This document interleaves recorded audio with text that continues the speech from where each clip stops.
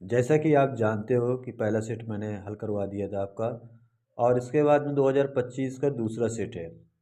और ये आपका 800 बैट 22 BW है। और इसमें से सबसे पहला क्वेश्चन क्या है? क्वेश्चन देखिए, इसमें बहुविकल्पी प्रश्न दिए गए हैं, ठीक है, जो कि बहुविकल्पी क्वेश्चन 20 पूछे जाते हैं। और इसके बाद में नोट में एक बात थोड़ा ध्यान दीजिए बेटा, अगर मेरा चैनल आपको पसंद आता है तो लाइक कीजिए, सब्सक्राइब कीजिए और आगे के लिए शेयर भी कीजिए।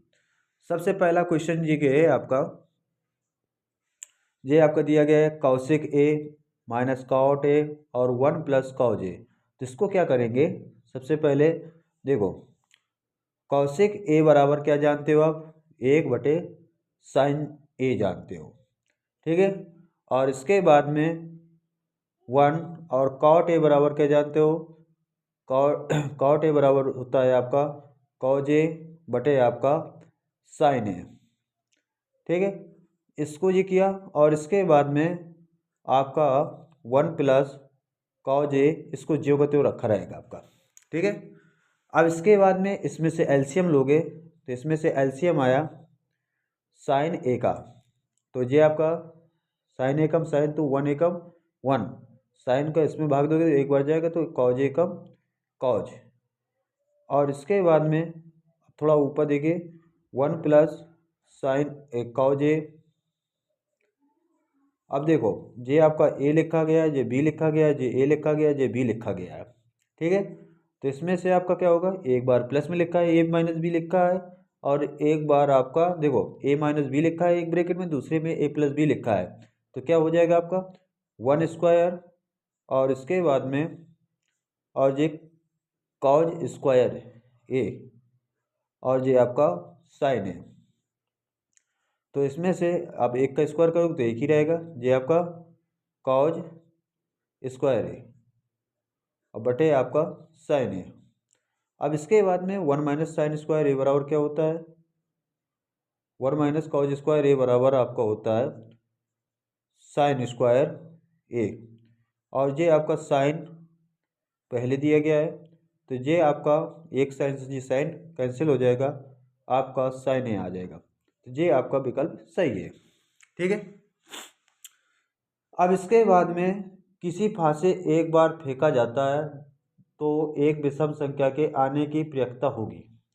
अब देखिए, अब फांसे जब फेंके जाते हैं तो फांसे में आने की संभावना, वैसे कितने नंबर होते हैं फांसे में? 1 2 3 4 और ये 5, और आपका ये 6 नंबर होते हैं, जो कि 3 आपके विषम होते हैं, 3 आपके सम होते हैं। विषम देखो 1 2 3, तो आपके अगर इसकी प्रयक्षता निकालना है, प्रयक्षता फांसी के विषम आने की प्रयक्षता, तो 1 2 3, तो 3, अब पूरे कितने बार फांसी फांसी में संख्या कितने हैं पढ़ने की?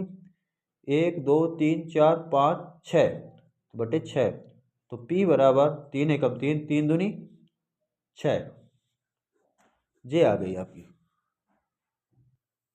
अब इसके बाद में निम्नलिखित बारंबारताओं का बंटन का माध्य वर्गमूल ज्ञात कीजिए।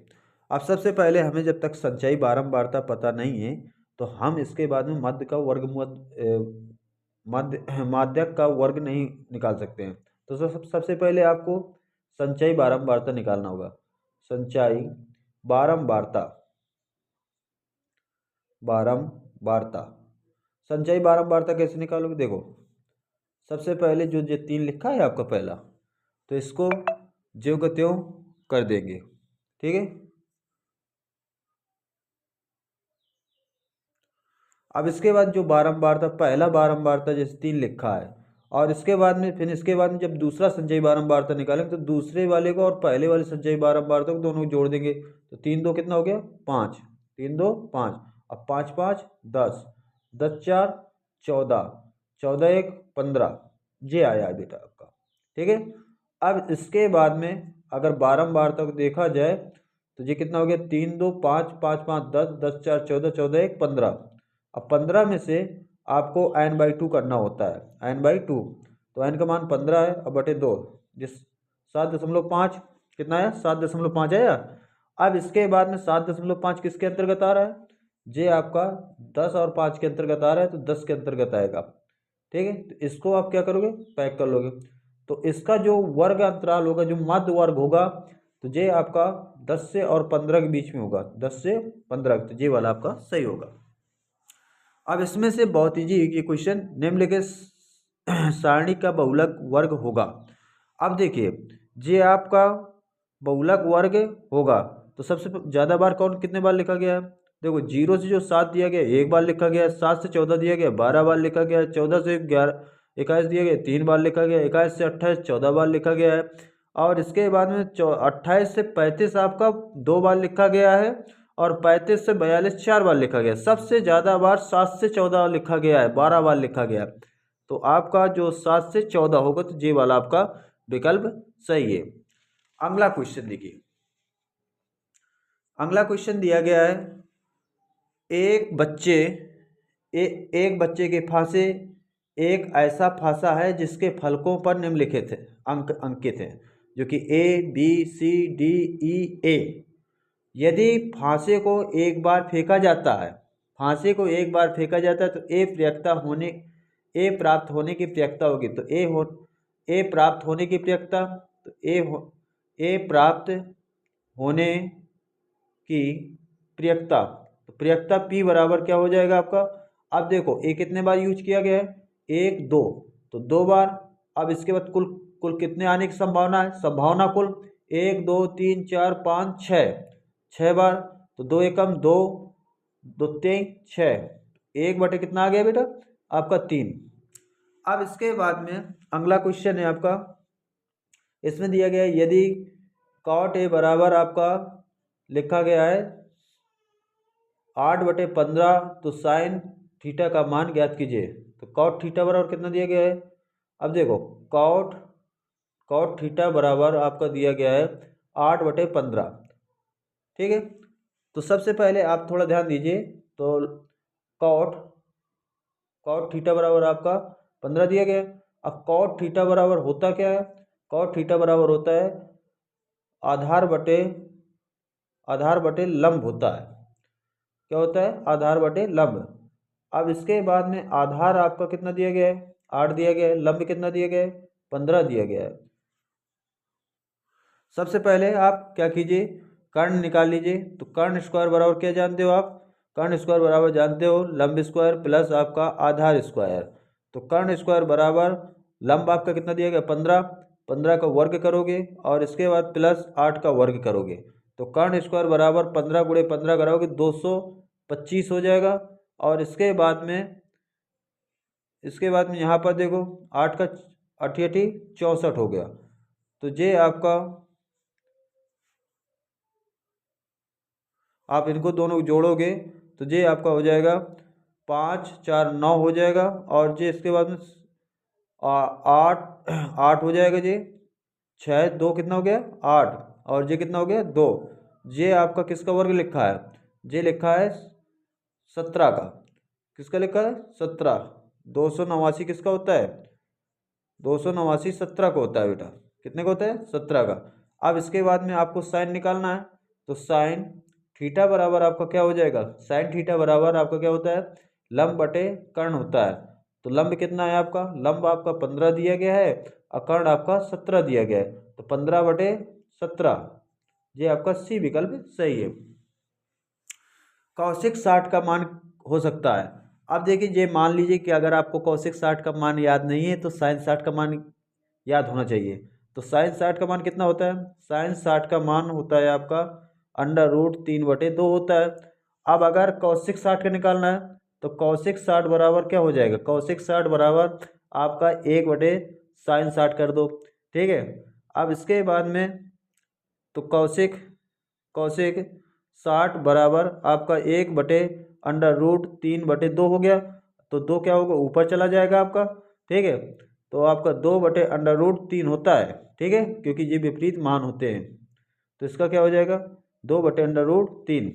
ठीक है, अब इसके बाद में यहाँ पर थोड़ा ध्यान दीजिए, ये आपका दिया गया है अगला क्वेश्चन। अगला दिया गया है ये आपका कौशिक थीटा बटे आपका सिक थीटा स्क्वायर दिया गया है। तो कौशिक किसका विपरीत लिखा है, 1/, आप साइन स्क्वायर थीटा कर सकते हो, ठीक है। और इसके बाद में इसी के बटे आपका जी किसका विपरीत लिखा है, कॉज का, तो 1/, आपका कॉज स्क्वायर थीटा कर सकते हो, पहली की चौथी, दूसरी का तीसरी से। तो ये आपका क्या हो जाएगा, आपका ये आपका हो जाएगा कॉज स्क्वायर थीटा बटे आपका साइन स्क्वायर थीटा। तो अगले स्टेप में आपका लगेगा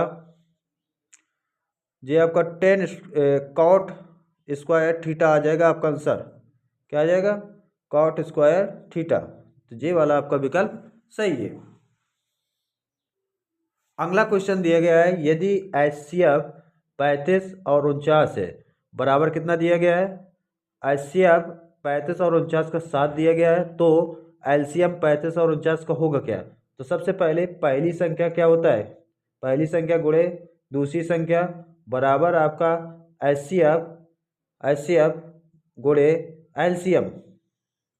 अब थोड़ा ध्यान दीजिए, पहली संख्या क्या है, 35 है, 35, दूसरी संख्या है आपकी 49, ठीक है, इधर तक आ गया समझ में।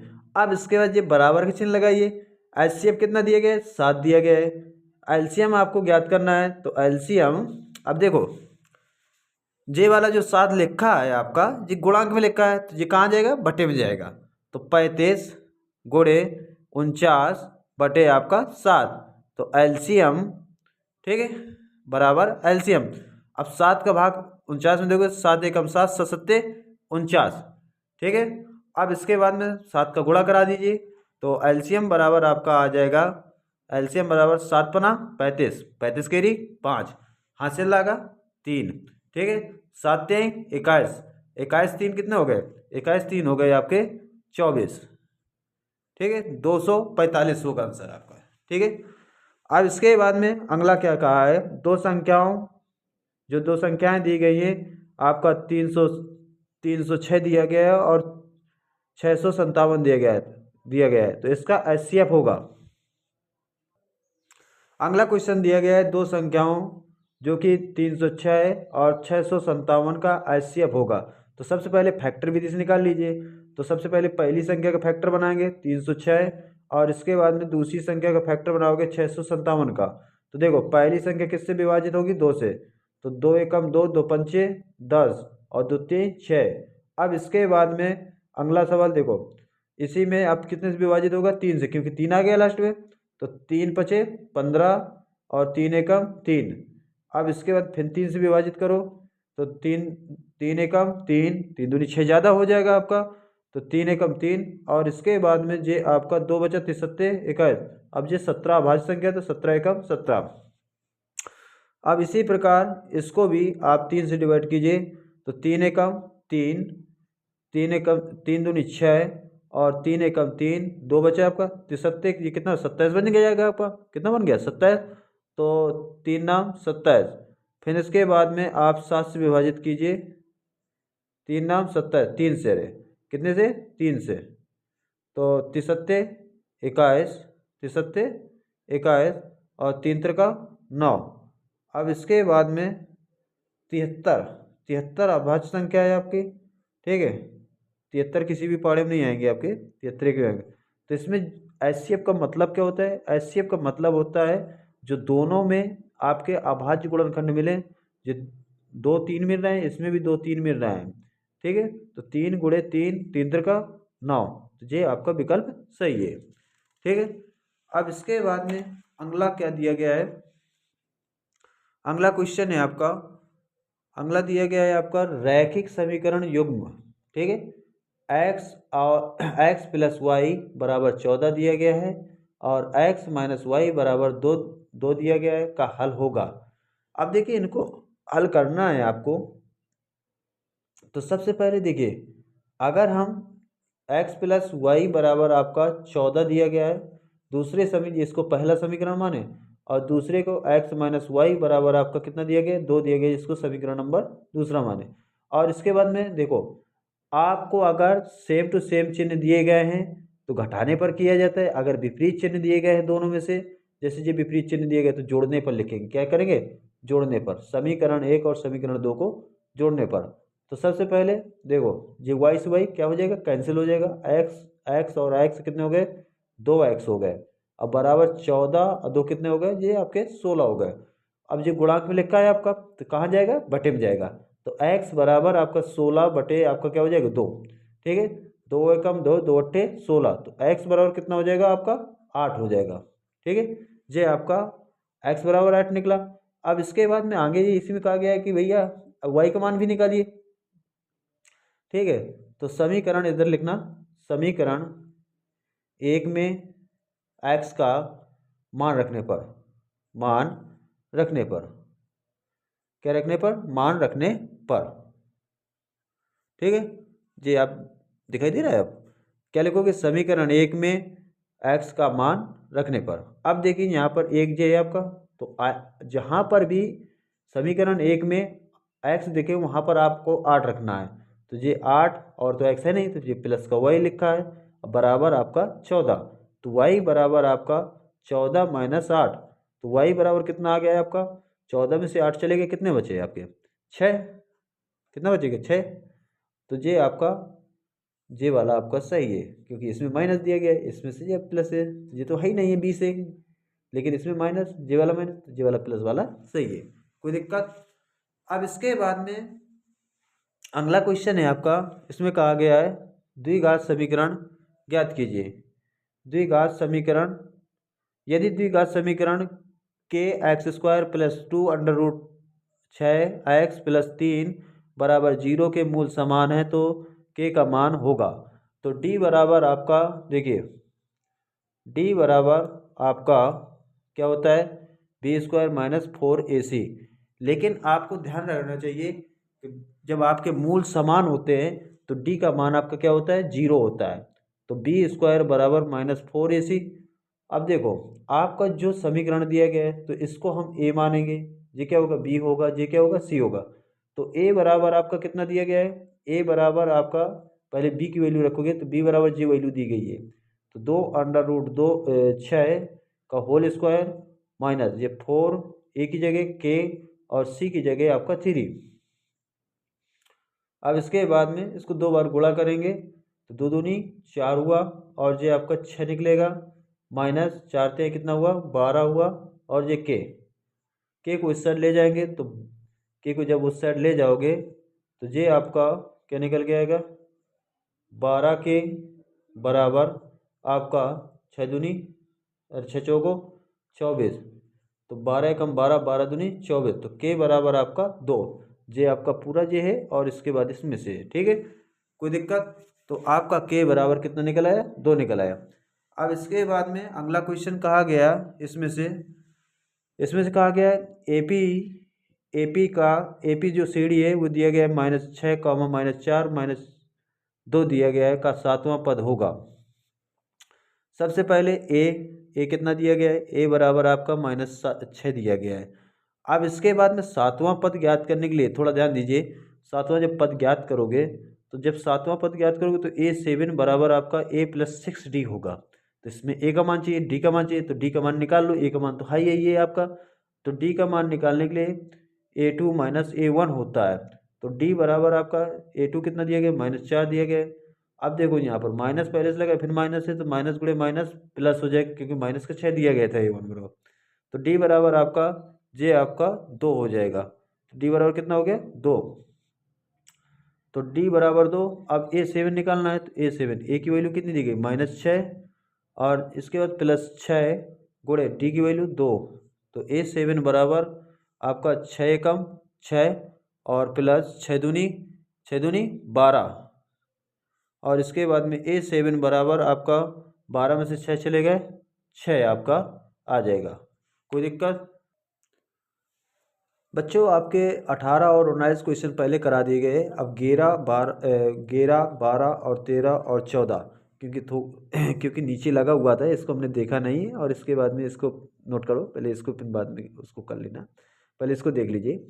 दो संख्याओं के एलसीएम एवं एचसीएफ क्रमशः आपका 168 तथा 6 दिया गया है, और इसके बाद में यदि एक संख्या 24 दी गई तो दूसरी संख्या क्या होगी। अब देखिए आपके फार्मूला क्या होता है, पहली संख्या गुणे दूसरी संख्या। फार्मूला क्या होता है बेटा, आपका पहली संख्या गुणे दूसरी संख्या। तो आपकी जो एलसीएम कितना दिया गया है, एलसीएम बराबर आपको देखा जाए तो यहाँ पर आपका 168 दिया गया है, और जो आपका एचसीएफ है वो दिया गया है 6 दिया गया है। अब सूत्र क्या होता है, सूत्र आपका होता है पहली संख्या गुणे पहली संख्या गुणे पहली संख्या गुणे दूसरी संख्या बराबर आपका एलसीएम गुणे एचसीएफ दिया गया है। ठीक है, अब पहली संख्या आपकी कितनी दी गई, जो कि पहली संख्या आपकी एक संख्या दी गई, चाहे पहली मान लो चाहे दूसरी मान लो, तो पहली ही माने हम। तो सबसे पहले आपकी पहली संख्या कितनी दी गई, 24, तो ये आपका 24 रख दिया पहली संख्या की जगह। दूसरी संख्या मान लो कि x है, या दूसरी संख्या जो कहते हो दूसरी संख्या निकालना है हमें। ये बराबर एलसीएम कितना दिया गया है, 168 दिया गया है, और गुणे एचसीएफ कितना दिया गया है, एचसीएफ 6 दिया गया है, और ये दूसरी संख्या बराबर 168, और इसके बाद में गुणे 6, और ये आपका गुणांक में लिखा था कहाँ जाएगा, बटे में जाएगा। 6 एकम 6 और 6 चौको 24। अब इसके बाद में 4 एकम 4, 4 चौको 16, 4 दूनी 8। तो आपको जो दूसरी संख्या होगी 4 दो मतलब कि आपका 42 होगी। कितनी होगी दूसरी संख्या, 42 होगी। ये आपका दूसरा सही है। ठीक है, अब इसके बाद में अगला क्वेश्चन दिया गया है, बिंदुओं ए आपका दिया गया है, ए कॉमा बी दिया गया है, और बी बराबर आपका जो बी बिंदु दिया गया है 2a कॉमा 3b दिया गया है। ठीक है, के बीच की दूरी ज्ञात कीजिए। सबसे पहले आप जैसे ये आपका ए बिंदु है और ये आपका बी बिंदु है, ये आपके दो बिंदु स्थित हैं ए और बी, और कह रहा है कि ए और बी के बीच की दूरी ज्ञात कीजिए। तो ए बिंदु आपका दिया गया है ए कॉमा बी दिया गया है, और बी बिंदु दिया गया है 2a कॉमा 3b दिया गया है। अगर दोनों बिंदुओं के बीच की दूरी निकालना है, ये आपका क्या होता है, ये आपका x1 मानिए, इसको x2 y2 y1 मानिए, और इसके बाद में ये आपका x2 y2। अगर बीच की दूरी निकालना है तो आपका सूत्र क्या होता है, d बराबर under root x1 minus x2 का होल स्क्वायर प्लस आपका प्लस और y1 माइनस y2 का होल स्क्वायर। तो d बराबर आपका देखो x1 कितना दिया गया है, a दिया गया है, और इसके बाद माइनस x2 कितना दिया गया है, 2a दिया गया है का होल स्क्वायर, प्लस y1 कितना दिया गया है, y1 b दिया गया है, और ये आपका 3b दिया गया है, और इसके बाद ये स्क्वायर। तो आपका d बराबर देगा आपका d बराबर, ये देखो कितना बचेगा आपका, 2a में से एक a चला गया तो माइनस का a बचेगा, a का स्क्वायर करेंगे तो a स्क्वायर हो जाएगा, प्लस अगर इसमें देखिए 3b में से b घटाया जाएगा तो 2b बचेगा, माइनस का बचेगा, और जब दो बार गुणा कराओगे दो दूनी 4b स्क्वायर हो जाएगा। ठीक है, यही आपकी डिस्टेंसिंग होगी, कोई दिक्कत। अब इसके बाद में अगला क्वेश्चन दिया गया है, यदि 5 सेंटीमीटर त्रिज्या वाले एक वृत्त के बिंदु B पर स्पर्श रेखा PQ केंद्र O से जाने वाली एक रेखा के बिंदु O पर इस प्रकार मिलती है कि PQ 12 सेंटीमीटर है, तो OQ की लंबाई ज्ञात कीजिए। अगर मान लीजिए कि आपके पास में ये कोई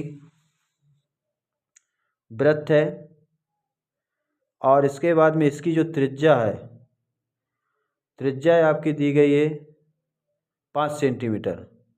ठीक है, कितनी दी गई, 5 सेंटीमीटर दी गई त्रिज्या, और इसके बाद में यहाँ पर क्या कहा गया, बिंदु P पर स्पर्श रेखा, जो कि बिंदु ये P है, और इसके बाद में यहाँ से स्पर्श रेखा जो है Q तक, ये कोई Q बिंदु होगी, यहाँ तक आपकी Q रेखा खींची गई स्पर्श करा के। ठीक है, और इसके बाद में आपको क्या कहा रहा है, जे O बिंदु है, और O और Q की दूरी ज्ञात कीजिए। तो ये आपकी ये 5 हो गई, ये 12 हो गई। ठीक है, ये आपको PQ कितना दिया गया है, 12 दिया गया है, और इसके बाद में अब इसके बाद में यहाँ पर आपका 90 अंश का कोण बनाता है। आप जानते हो कि त्रिज्या और स्पर्श रेखा से बना कोण क्या होता है, 90 अंश का कोण होता है। जब ये 90 का बनेगा तो इसके जस्ट सामने वाला ये क्या होगा, कर्ण होगा। ये क्या होगा, कर्ण होगा। और ये आपका आधार होगा और ये आपका लंब होगा। तो अब इसके बाद में कर्ण स्क्वायर बराबर जानते हो क्या होता है, कर्ण स्क्वायर ओ क्यू बनेगा आपका। ओ क्यू का स्क्वायर बराबर आपका आधार स्क्वायर प्लस लंब स्क्वायर। तो ये आपका पी क्यू का स्क्वायर और प्लस आपका पी ओ का स्क्वायर। अब इसके बाद में ओ क्यू का स्क्वायर बराबर आपका पी क्यू कितना दिया गया है, 12, 12 के स्क्वायर और प्लस पी ओ कितना दिया गया है, 5 दिया गया है। पी ओ कितना दिया गया है, 5 दिया गया है, इसका स्क्वायर। अब इसके बाद में ओ क्यू का होल स्क्वायर बराबर 12 गुणे 12 करोगे 144 हो जाएगा आपका। कितना हो जाएगा, 144। और 5 गुणे 5 करोगे पछम 25 हो जाएगा। तो ये आपका ओ क्यू स्क्वायर बराबर 169 हो जाएगा। और ओ क्यू बराबर 169 किसका होता है, 169 आपका आपका 13 होता है। किसका होता है, 13, 13 का वर्ग होता है। यहाँ पर लिख लोगे, ठीक है। अब इसके बाद में अगला क्वेश्चन कहा गया है, यदि त्रिभुज ए बी सी और त्रिभुज डी ई एफ में कोण बी एफ बराबर कोण ई है तो वे त्रिभुज समरूप होंगे यदि। अब देखिए एक बात है, थोड़ा ध्यान देना यहाँ पर। जे आपके दो त्रिभुज बनाए गए हैं। सबसे पहले आपका ए बी सी, तो ए और ये बी और ये सी। और इसके बाद में इसमें से आपको बनाया गया है डी और ई और ये एफ। और इसके बाद में अगर जे वाले कोण जो बी है जे बराबर है इसके, तो ये आपके जो समरूपता होगी तो इन भुजाओं का अनुपात, जे वाली भुजा का अनुपात इससे होगा और इसका अनुपात इससे होगा। तो मतलब कि a b a b a b बटे आपका डी ई क्या हो जाएगा, डी ई। अब बराबर आपका जे वाली भुजा जो बी सी होगी और इसके बाद में जे वाली भुजा आपकी ई एफ, जे आपके समरूप होंगे, ठीक है। तो जे वाला आपका विकल्प सही होगा, ठीक है। आगे देखिए अगला क्वेश्चन है आपका, इसमें कहा गया है आपसे कि 7 सेंटीमीटर त्रिज्या वाले एक वृत्त के एक त्रिज्या खंड को कोण 90 अंश है तो त्रिज्या खंड का क्षेत्रफल ज्ञात कीजिए। तो आर बराबर कितना दिया गया है, 7 सेंटीमीटर। और थीटा बराबर कितना दिया गया है, थीटा बराबर आपका दिया गया है 90 अंश। तो त्रिज्या खंड का क्षेत्रफल बराबर त्रिज्या खंड का क्षेत्रफल बराबर। अब देखिए यहाँ पर क्षेत्रफल बराबर आपका होता क्या है, थीटा बटे 360 और इसके बाद में पाई आर स्क्वायर। अब यहाँ पर आपका थीटा कितना दिया गया है, 90 दिया गया है और ये 360 और पाई पाई में आंसर आ नहीं रहा है तो 22/7 और आर की वैल्यू कितनी दी गई, 7 का स्क्वायर, ठीक है। ये 90 एकम 0 0 0 कैंसिल, 9 एकम 9, 9 चौको 36, ठीक है। ये आपका कितना आ गया 22/4 गुणे 7 और आर की वैल्यू दी गई है 7 गुणे 7, 7 से 7 ये कैंसिल हो जाएगा और 2 दूनी 4, 2 एकम 2, 2 एकम 2, 11 से 77 और बटे आपका 2। अब इसके बाद में देखो 2 का भाग दोगे इसमें 2 3 6 हो जाएगा और यहाँ पर जो 17 बन गया 2 8 16, 1 बजेगा 2 पंचे 10। आपका इतने सेंटीमीटर स्क्वायर आपका क्षेत्रफल होगा। ये वाला आपका विकल्प सही है, मतलब कि 38.5 सेंटीमीटर स्क्वायर आपका क्षेत्रफल होगा। और इसके बाद में अगला दिया गया है, एक खिलौना 4 सेंटीमीटर त्रिज्या वाले एक शंकु के आकार का है जो उसी त्रिज्या वाले एक अर्धगोले पर अध्यारोपित है। यदि शंकु की ऊंचाई शंकु की तिर्यक ऊंचाई 12 सेंटीमीटर है तो खिलौने का संपूर्ण पृष्ठीय क्षेत्रफल ज्ञात कीजिए। अब इसके बाद में अगला सवाल दिया गया है आपका, एक खिलौना 4 सेंटीमीटर त्रिज्या वाले एक शंकु के आधार का है, ठीक है, जो उसी त्रिज्या वाले एक अर्धगोले पर अध्यारोपित है। यदि शंकु की तिर्यक ऊंचाई 12 सेंटीमीटर है तो खिलौने का संपूर्ण पृष्ठीय क्षेत्रफल ज्ञात कीजिए। अगर एक खिलौना 4 सेंटीमीटर त्रिज्या वाले, ठीक है, एक शंकु के आकार का है, कैसा है, शंकु के आकार का है, जो उसी त्रिज्या वाले एक अर्धगोला भी आध्यारोपित है। मतलब कि ये आपका इस प्रकार से आपका दिया गया है, और इसके बाद में जो आपका शंकु दिया गया है, और इसी में से आध्यारोपित गोला भी है, ठीक है।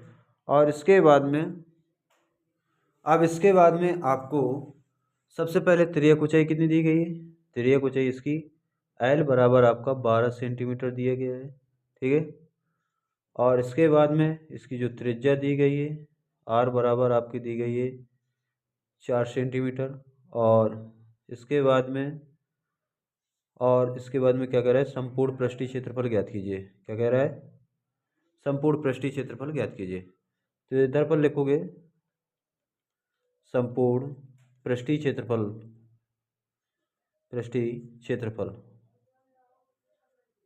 क्षेत्रफल बराबर आपका शंकु का पृष्ठीय क्षेत्रफल, पृष्ठीय क्षेत्रफल प्लस आपका अर्धगोले का पृष्ठीय क्षेत्रफल, ये आपका हुआ, ठीक है। तो ये शंकु का पृष्ठीय क्षेत्रफल आपका होता है पाई आर एल, क्या होता है, पाई आर एल, और प्लस अर्ध गोले का, वैसे तो फुल गोले का होता है, अगर पूरे गोले का बात किया जाए तो 4 पाई आर स्क्वायर होता है, अगर आधे की बात किया जाए तो 2 पाई आर स्क्वायर होगा, ठीक है। इसमें से पाई का कॉमन ले लीजिए, ठीक है, इसका कॉमन ले लीजिए, पाई का कॉमन ले लीजिए। आर की वैल्यू कितनी दी गई है, 4 दी गई है, और एल की वैल्यू कितनी दी गई है, 12 दी गई है, ठीक है, प्लस ये 2 हुआ, और इसके बाद में आर की वैल्यू कितनी दी गई, 4, 4 गुणे 4 हो जाएगा आपका, क्योंकि स्क्वायर लगा हुआ है। ये आपका पाई और 12 चौको 48 प्लस, और इसके बाद में इसमें देखिए 4 दूनी 8, और 8 चौको 32, ठीक है। और इसके बाद में इसको जोड़ लीजिए, तो ये आपका हो गया 10, और एक हासिल 4 4 8, 80 पाई सेंटीमीटर स्क्वायर हो जाएगा आपका। चौथा वाला विकल्प आपका सही है। अब इसके बाद में अगला दिया गया है द्विघात बहुपद x square plus 7x plus 12 के शून्यांक होंगे। तो इसके बाद में आपको x square plus 7x plus 12, तो पहली बात तो गुणनखंड से निकालो इसके शून्यांक। तो देखो, ये आपका a होता है, a का गुणा c में कराते हैं, ये a होता है, ये b होता है, ये आपका c होता है। 12 एकम 12, क्योंकि एक a में क्या लिखा है, 1 लिखा है, 1 छिपा रहता है, तो 12 एकम 12। तो 12 के ऐसे फैक्टर बनाना कि जोड़ने घटाने पर 7 आए, कितना है, जोड़ने घटाने पर 7 आए, और इसके बाद में गुणा करने में 12 आए। तो देखो, तो 12 का फैक्टर बना लो, तो आपके 2 छक्का 12, 2 तेज 6, 3 एकम 3, ठीक है, 4 और 3 बनेंगे बेटा, 4 एकम 4, 4 और 3, तो 4 3 12, और 4 और 3 कितने हो गए, 7। तो x square plus 4x plus का 3x प्लस का 12, इसमें से कॉमन कितने मिल रहा है, एक्स का मिल रहा है, तो ये आपका एक्स प्लस का 4, और इसमें कॉमन मिल रहा है 3 का, तो एक्स प्लस 4 3 12, 4 बार, ठीक है। अब इसके बाद में आपको जो ब्रैकेट के बाहर लिखे हैं उनको एक ब्रैकेट में कर लो, x प्लस 3 कर लो, और x प्लस 4, तो एक बार इसको जीरो कर लो, तो x प्लस 3 बराबर आपका 0, तो x बराबर -3 हो जाएगा आपका। और इसके बाद में यहाँ पर x प्लस 4 बराबर 0, ठीक है। और इसके बाद में जो आपका x बराबर -4, तो जो शून्यांक होंगे -4 -3, ये वाला आपका विकल्प सही होगा, ठीक है। अगला क्वेश्चन था, मैंने पिछले में बता दिया था, 18 और 19वां 20वां आपको हल करा चुका हूँ। और इसके बाद में आगे दिया गया है, सिद्ध कीजिए कि 2 अंडर रूट माइनस का 6 अंडर रूट 2 अपरिमेय संख्या है। ठीक है, तो सबसे पहले क्या करोगे, माना माना माना 6√2 एक परिमेय संख्या है। क्या है? परिमेय संख्या है। क्या है? परिमेय संख्या है। कोई दिक्कत? अब इसके बाद जब परिमेय संख्या होगी तो इसमें से जहाँ जानते हो जहाँ P बटे क्या होता है Q एक परिमेय संख्या होती है, क्योंकि ये एक परिमेय संख्या होती है। Q क्या होता है? Q इज नॉट इक्वल 0 होता है। और P, Q दोनों पूर्णांक होते हैं। दोनों क्या होते हैं? दोनों पूर्णांक होते हैं। क्या होते हैं? पूर्णांक होते हैं। अब इसके बाद में अगर हम जे भी परिमेय संख्या है तो आप क्या कर सकते हो, 6 माइनस √2 बराबर आपका P बटे Q। ठीक है, और इसके बाद में आप क्या करोगे, जे आपका अगर कैंची गुणा कराओगे तो इसमें से 6 माइनस का, या फिर ऐसा कीजिए √2 बराबर आपका P बटे ये Q, और ये माइनस है ना आपका माइनस, और इसके बाद में और ये आपका माइनस का 6 हो जाएगा। ठीक है, अब इसके बाद में माइनस का √2, इसमें से एलसीएम लिया Q का तो P माइनस 6Q हो जाएगा। तो इसमें से आप क्या कर सकते हो, इसमें से आपको अगर माइनस का कॉमन लेकर इधर पर माइनस का गुणा करा दिया जाए तो √2 जो आपका प्लस का हो जाएगा, 6Q हो जाएगा, और माइनस का P बटे आपका Q। अब यहाँ पर क्या कह सकते हो, यहाँ पर ये लिख सकते हो, यहाँ पर क्योंकि यहाँ से क्या लिखोगे, हिंदी थोड़ा लिखना होता है, क्योंकि P और Q पूर्णांक हैं। क्या है? पूर्णांक हैं। ठीक है, इसलिए 6Q माइनस P बटे Q एक परिमेय संख्या है। एक परिमेय संख्या है। ठीक है, संख्या है। ठीक, आगे लिखोगे संख्या है। इसीलिए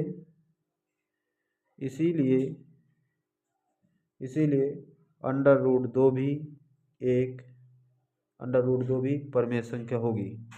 जब भाई जे वाली परिमेय संख्या तो जे वाली उसके जो साइड में लिखी दूसरी साइड में लिखी तो वो भी आपके बराबर में लिखी संख्या, तो वो भी आपकी परिमेय संख्या होगी। परिमेय संख्या है। ठीक है, अब यहाँ से लिखना परंतु, थोड़ा जगह नहीं है इधर पर, थोड़ा आगे लिख लीजिए जो जगह है आपके पास। परंतु अब यहाँ से लिखोगे परंतु हम जानते हैं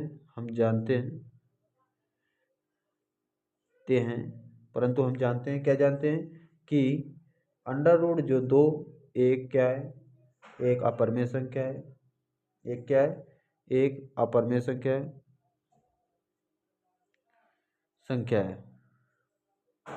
ठीक है, क्या है? एक अपरिमेय संख्या है।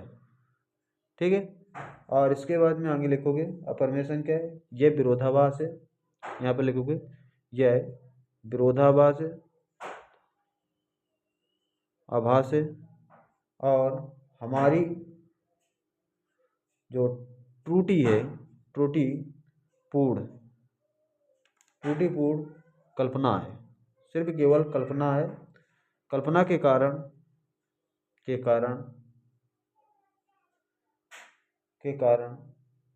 ठीक है, के कारण 6 प्लस √2 एक परिमेय संख्या थी। एक परिमेय संख्या है। ठीक है, आगे लिख देना अतः, सिर्फ केवल कल्पना हमने किया था तो फिर लिखना अतः आप लिखोगे इसमें अतः 6 माइनस √2 एक परिमेय संख्या है, एक अपरिमेय संख्या है, अपरिमेय संख्या, अपरिमेय संख्या लिख देना है, ठीक है। क्या लिख देना है? अपरिमेय संख्या है, अपरिमेय संख्या है, ठीक। ये आपका सॉल्व हुआ।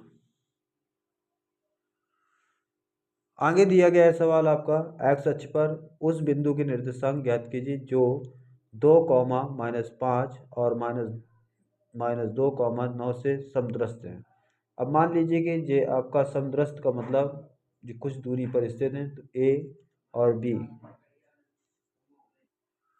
और इसके बाद में ये आपका ए बिंदु है, ये आपका बी बिंदु है, और इसके बाद में यहाँ पर आपका पहला जो बिंदु दिया गया है 2, -5 दिया गया है, और इसके बाद में -2, 9 दिया गया है, और इसके बाद में क्या कहा गया, एक्स अक्ष पर स्थित निर्देशांक ज्ञात कीजिए। तो मतलब एक्स अक्ष पर, तो ये आपका कोई बिंदु P है जहाँ पर बिंदु ज्ञात करना है, तो एक्स अक्ष पर, तो वाई अक्ष क्या होगा, 0, क्योंकि यहाँ पर एक्स अक्ष पर कहा गया है, ठीक है। अब देखिए समद्रस्त है, तो ये जो दूरी होगी AP बराबर BP, ये दूरियां क्या होंगी, आपस में बराबर होंगी। अब इसके बाद में दो बिंदुओं के बीच की दूरी जानते हो, ये आपका x1 मानिए, ये x1 y1 x2 y2, ठीक है। अब देखिए यहाँ पर ये आपका x-1 x1 -x2, तो x1 कितना दिया गया, 2 दिया गया है, और माइनस का x2 कितना दिया गया है, x दिया गया है का होल स्क्वायर। अब यहाँ पर आपका प्लस y2 x1, तो माइनस का 5 और माइनस का 0 का होल स्क्वायर बराबर BP कितना दिया गया है, BP दिया गया है आपका, ये आप x1 मानिए और ये आपका x2, यहाँ पर माइनस का 2 और ये आपका x2 कितना दिया गया है, माइनस का x का whole square plus y1 9 minus का 0 का होल स्क्वायर। दोनों पक्षों में वर्ग कराओगे तो दोनों पक्षों में क्या लिखोगे, दोनों पक्षों में वर्ग करने पर अब जब वर्ग कराओगे तो ये अंडर रूट ये दोनों साइड के हट जाएंगे, तो बचेगा क्या, 2 - x का होल स्क्वायर, और ये पछम 25 हो जाएगा, पछम 25 हो जाएगा, 2 बार गुणा होगा, और अगर 5 में 0 जाएगा तो -5 बचेगा, 5 का स्क्वायर हो जाएगा तो आपका पछम 25। और इसके बाद में इसमें देखो माइनस का 2 माइनस का x का होल स्क्वायर, और 9 कितना हो गया, 81 हो गया, ठीक है। अब इसके बाद में थोड़ा और ध्यान दीजिए यहाँ पर, तो 2 - x का होल स्क्वायर बराबर, और इसके बाद में ये पूरा ले आइए उठा के माइनस का 2 का और माइनस x का होल स्क्वायर। अब यहाँ पर 81 माइनस 25, ठीक है। इसका सूत्र तोड़िए, तो ये आपका 4 प्लस का x स्क्वायर, ठीक, और माइनस का 2 दूनी 4x। अब यहाँ पर आपका माइनस का कॉमन ले लीजिए, तो माइनस गुणे माइनस ये वाला प्लस हो जाएगा, प्लस वाला सूत्र अप्लाई कीजिए, ठीक है। ये माइनस पहले से, फिर माइनस आप कॉमन ले लीजिए, तो ये आपका माइनस हो गया। अब इसके बाद 2 ये प्लस का x का होल स्क्वायर इस प्रकार, ठीक है, बराबर ये 81 में से 25 चले गए, ये दाही लेंगे, दाही में आया 10 10 10 एक गिरा में 5 चले गए 6, और 7 में से 2 चले गए 5, 56। अब इसके बाद में इधर पर खोलिए, 4 प्लस एक्स स्क्वायर और माइनस का 4x, इसमें से सूत्र तोड़िए, 2 दूनी कितना हुआ 4 हो जाएगा, माइनस का 4, और ये वाला आपका एक्स स्क्वायर और प्लस का माइनस का 4x, और बराबर आपका 56, कितना हुआ 56। और इसके बाद में जो 4x कैंसिल, और एक्स स्क्वायर से एक्स स्क्वायर कैंसिल, जे आपका कितना है 4 4 कितना हुआ 4 4 8x हुआ, बराबर 56, 8 सते 56, तो x बराबर माइनस का 7, ठीक है। यहाँ पर जरूर ना समझ में आया होगा क्योंकि जब माइनस का कॉमन लिया, अगर 2 बार स्क्वायर तोड़ेंगे तो माइनस गुणे माइनस प्लस, तो इसमें केवल स्क्वायर बचेगा आपका। ठीक है, इसमें केवल स्क्वायर बचेगा। जो आपका बिंदु होगा तो माइनस का 7 कॉमन 0, यही आपका आंसर होगा।